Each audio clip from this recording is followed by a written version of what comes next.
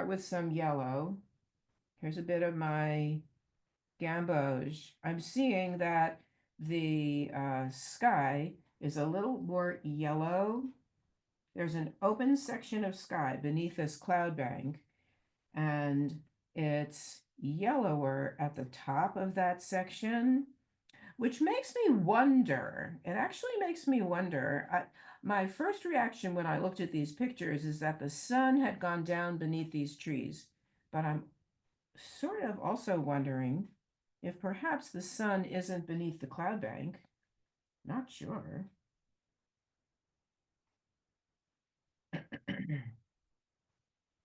All right, so there's the gamboge and the orange. Let's bring the orange all the way down here now, because I'm seeing a hint of that orange in the roadway.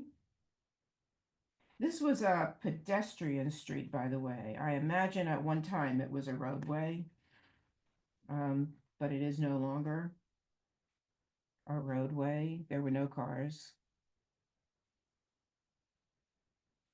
Let's take this yellow and move it up a little bit higher, a little bit higher. I can take the yellow and move it this way also into what's going to become trees. Okay, now here is where I'm going to have the big cloud bank. I'm going to switch to the cobalt violet right about here. This is where I'm going to get the clouds in. So I'm going to switch to a little bit of cobalt violet, which will start to give me that cloudy feeling. And then the sky is quite clear up at the top. It's not this blue. This is too much blue, actually. But it's quite clear at the top here. So I'm going to switch to the blue. And I'm going to go for some of the cobalt violet here in the building. Now I'm just kind of looking at colors, that I'm seeing and also colors that I'm feeling. All right, so this is a very different underpainting than what I did yesterday.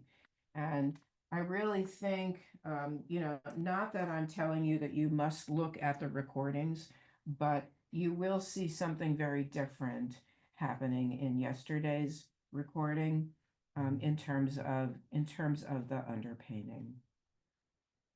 Not the technique, but the use of the color. Okay, I'm just going to move some of this orange over a little bit into the building. I want a little warmth in the architecture there. I want the architecture on this side to be a little cooler. We'll put a little bit more of the blue. Okay, now it's time to just blend a little of this color out. So I'm going to use my fan brush, several fan brushes, more likely.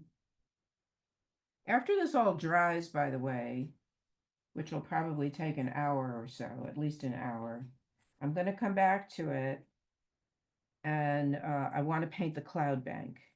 That's probably all I'm going to do for you today. But for now, I just want to get these colors, pigments, starting to mix on the paper. Um, Here's the strongest part of the sunset right through here. And so this orange needs, I just need to make sure to bring this orange down below. So I'm using my fan blender to bring that orange down below. It doesn't have to be quite as strong. It certainly is not quite as strong in the photos, although I will make it stronger than what I'm seeing in the photos because I like it.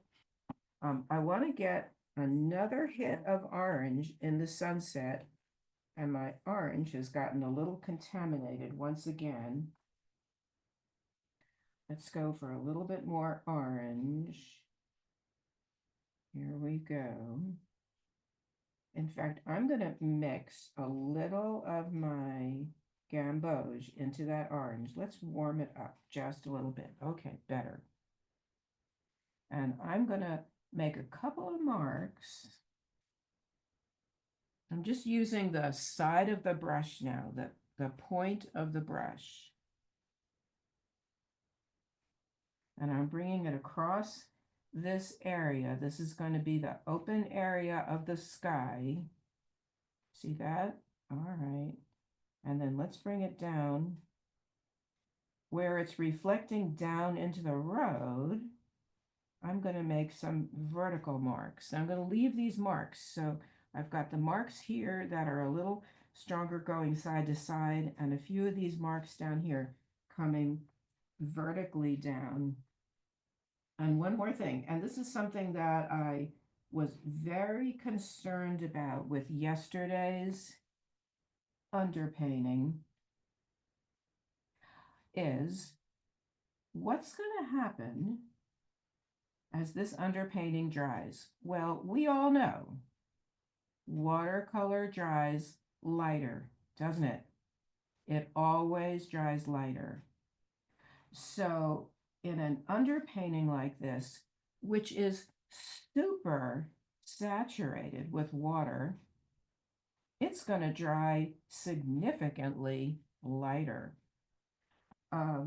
So I need to really punch up the colors where I want the colors to really sing out, especially in this sunset, where I want the colors to be really brilliant, really intense, really dramatic.